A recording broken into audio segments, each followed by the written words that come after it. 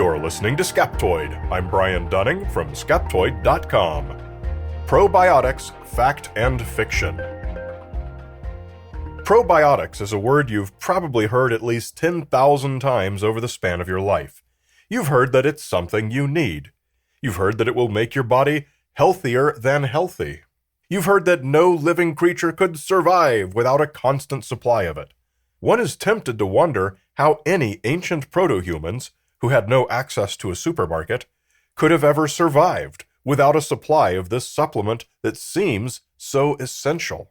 And yet somehow they did survive, as did all the humans who came after them, all the way through history, until the emergence of the health food and fad diet industries in the 20th century.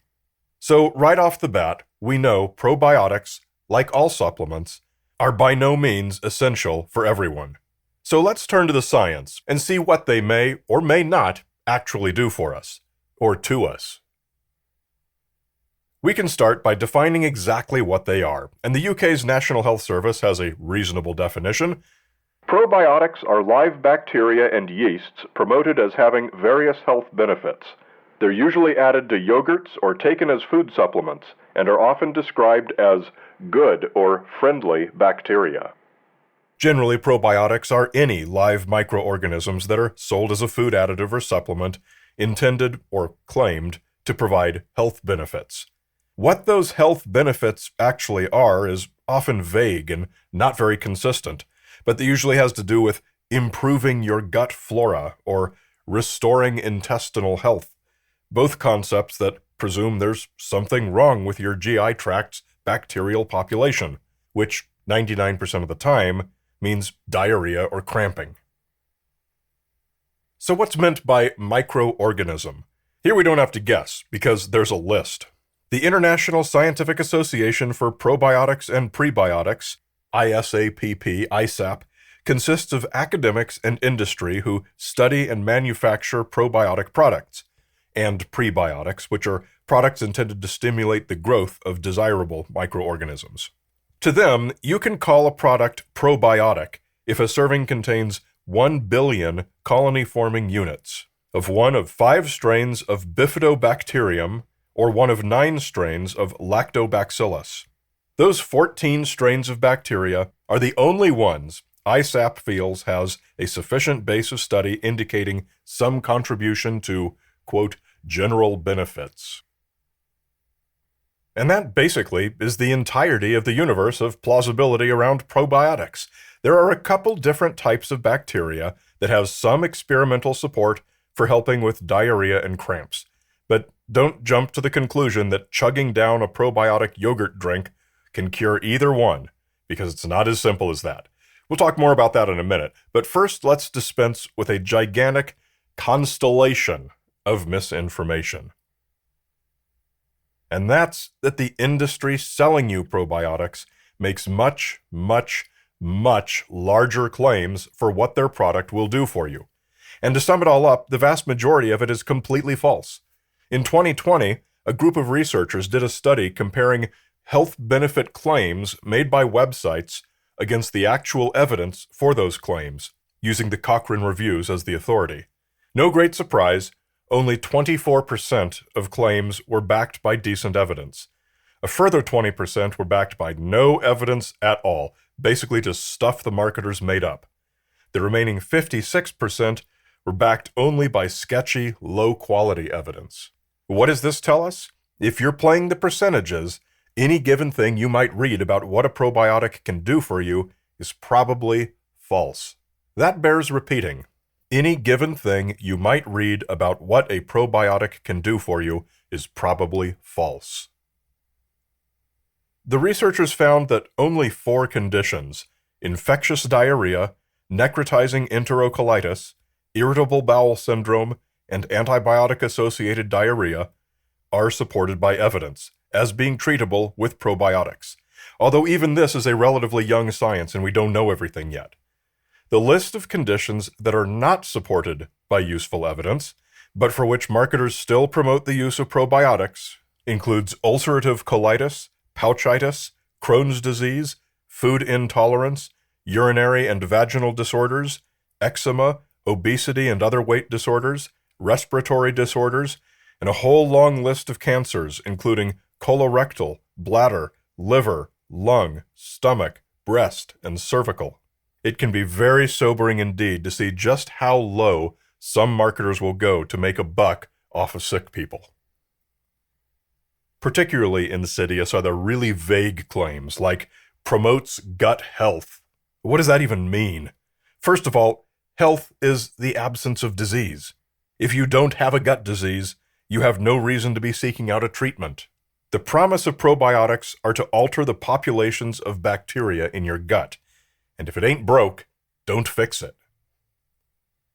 But let's focus on the positive and see what evidence does show that probiotics can help with. First, we'll look at infectious diarrhea, the usual case of which is acquired by young children at daycare. It's caused by a rotavirus.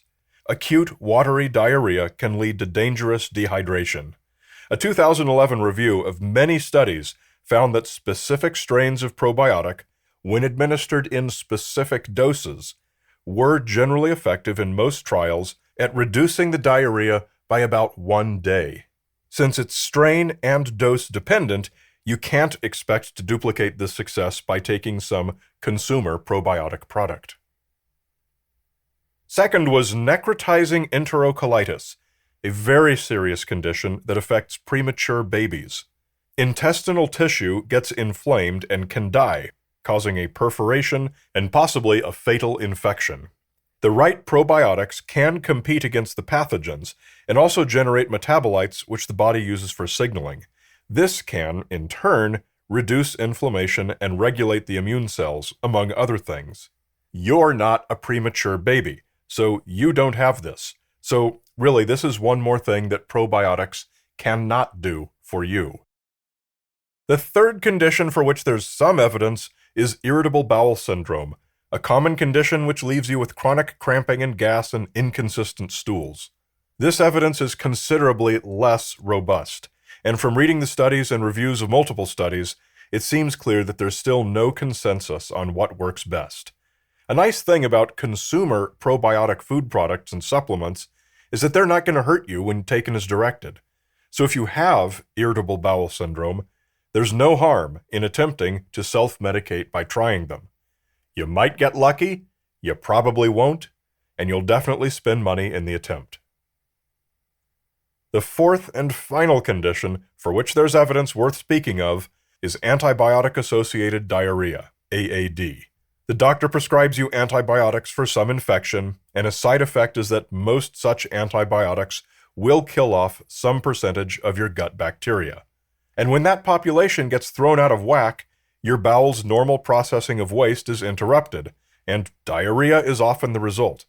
Diarrhea is always something to keep a close eye on because of the potential for dangerous dehydration, so AAD is something prescribing doctors are always aware of.